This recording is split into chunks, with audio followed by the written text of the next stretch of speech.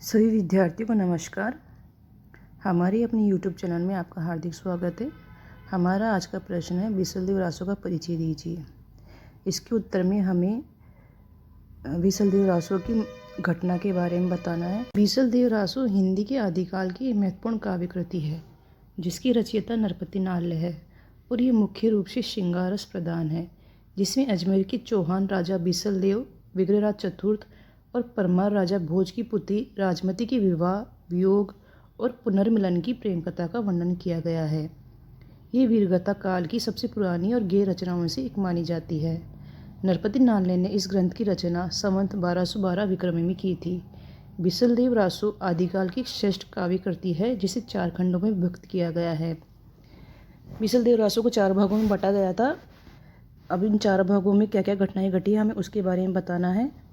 आइए देखते हैं।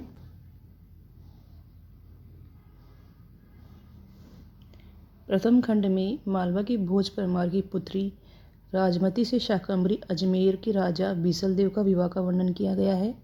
द्वितीय खंड में राजमती के वचनों से रुष्ट होकर बीसलदेव का उड़ीसा जाना और 1 वर्ष वहां बिताना की घटना घटित है। तृतीय खंड में राजमती का वीर्य वर्णन और बीसलदेव का उड़ीसा से लौटने का वर्णन है। चतुर्थ खंड में भोज द्वारा राजमती को अपने घर ले जाना और अंत में बीसलदेव द्वारा राजमती को वापस चित्तौड़ लाना की घटना है। हमें इतना लिखकर फिर इसकी विशेषताएं बतानी है। विशेषताओं में हम लिखेंगे बीसलदेव रासो आदिकाल का पहला ग्रंथ है जिसमें 12 मासा और ऋतु वर्णन मिलता है।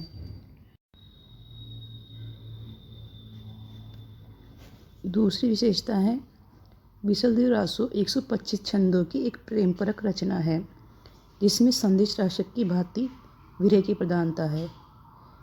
तीसरी विशेषता है यह वीर गीतों के रूप में उपलब्ध है और लोक गाथाओं से प्रभावित है।